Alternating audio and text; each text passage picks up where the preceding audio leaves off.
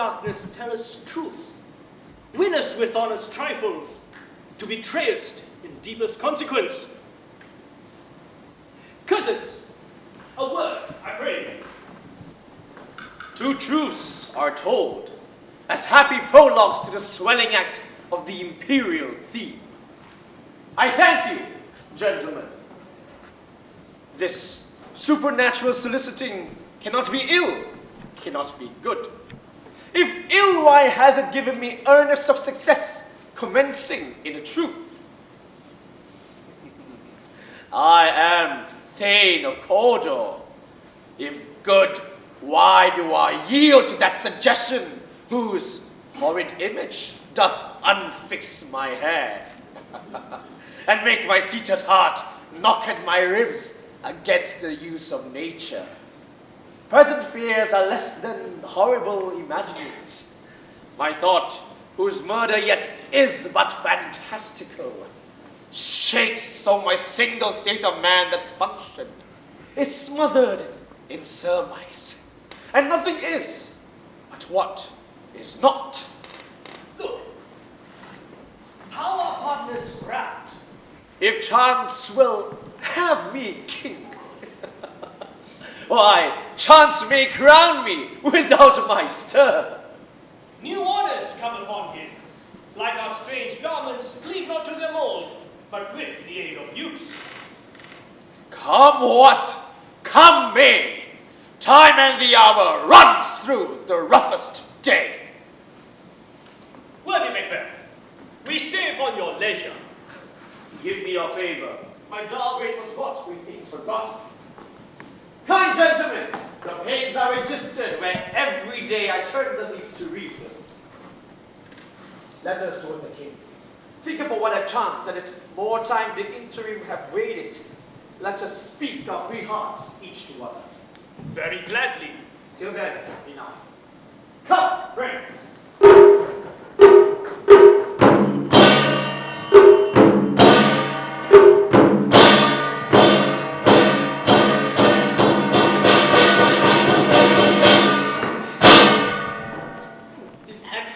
Done on Cawdor?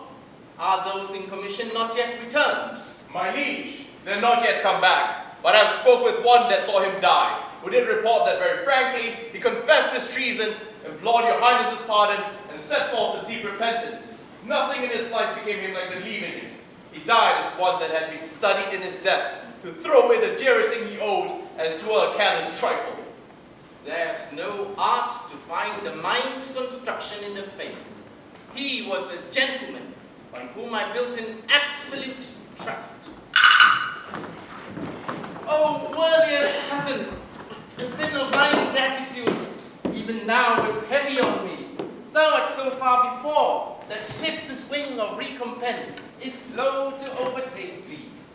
Wouldst thou hadst deserved less, that the proportion both of thanks and payment might have been mine. Only I have left to say, more is thy due than more than all can pay. The service and loyalty I owe in doing it pays itself. Your highness's part is to receive our duties, and our duties are to your throne, and state children and servants, which do but what they should in doing everything save towards your love and honor. Welcome hither. I have begun to plant thee, and shall labor to make thee full of growing. Noble Banquo, that has deserved no less, nor must be known no less to have done so. Let me enfold thee, and hold thee to my heart. There, if I grow, the harvest is your own. Our plenteous joys, wanton in fullness, seek to hide themselves in drops of sorrow. Sons, thanes, kinsmen, and you, whose places are nearest, know we shall establish our estate upon our eldest, Malcolm, whom we name hereafter the Prince of Cumberland. Hail, Prince of Cumberland! Hail, Prince of Cumberland! Hail, Prince of Cumberland! Which honor must not unaccompanied invest him only, but signs of nobleness and greatness shall shine on all deservers, from hence to Inverness and bind us further to you. The rest is labor, which is not used for you. I'll be myself the harbinger, and make joyful the hearing of my wife if your approach. So humbly take my leave. My worthy Cawdor. The Prince of Cumberland! That is a step on which I must fall down. Or else, or leap. Stars, hide your fires. Let not light see my black and deep desires. The eye wink at the hand, yet let that be what the eye fears when it is done to see.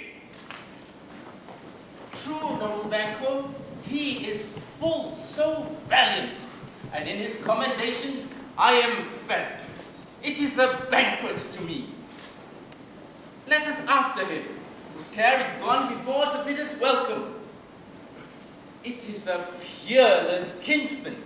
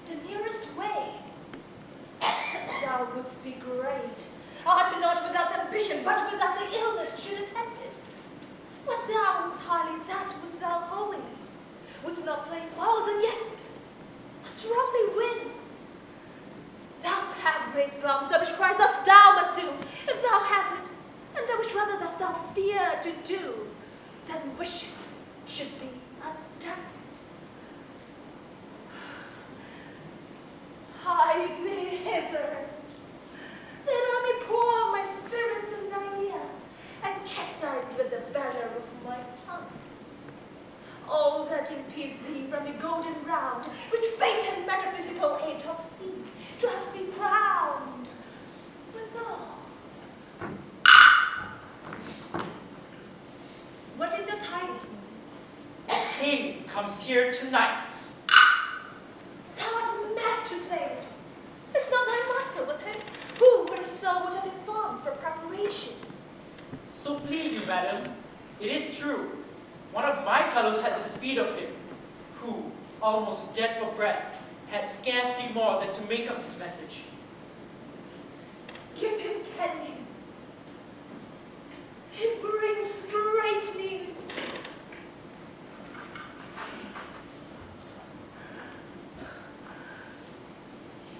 The raven himself is false.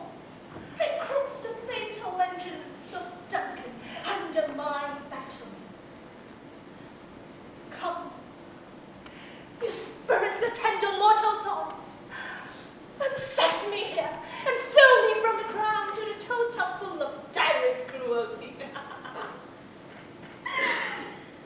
Make thick my blood, and stop up the excess of passage remorse that no compunctious visitings of nature shake my fell feathers, nor keep peace between the effect and it. Come to my woman's breast, and take my milk for gall, you murdering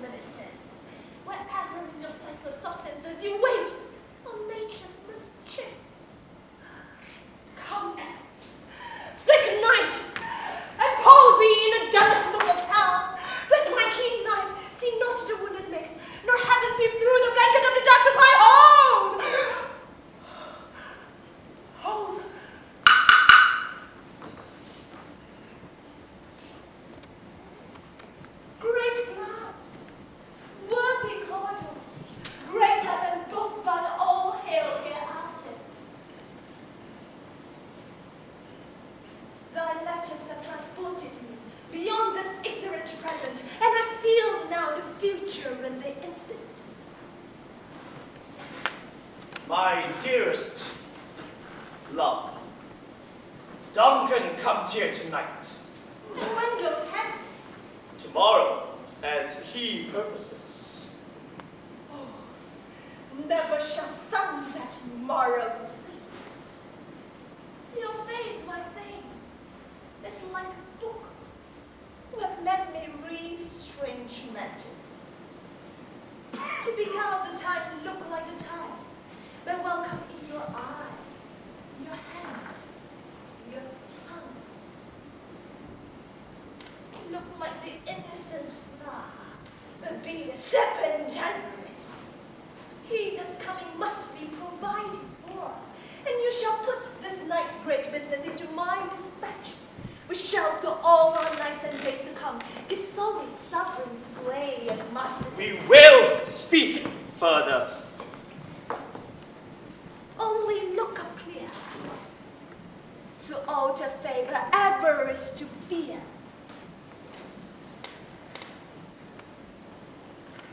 Leave all the rest to me.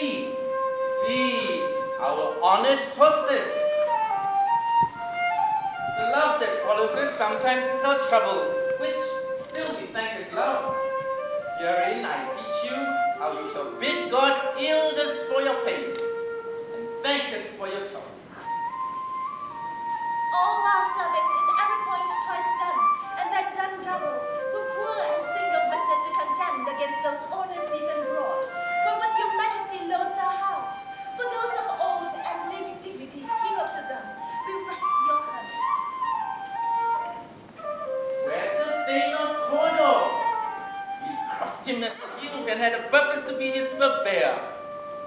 But he rides well, and his great love, sharp as a spur, hath helped him home before us. Fair and noble hostess, we are your guests tonight. Your servants ever have theirs, themselves and what is theirs in count, to make all good in your highness' pleasure, still to return your own. Give me your hand, conduct me to my host. We love him highly, and shall continue our graces towards him. By your leave, hostess.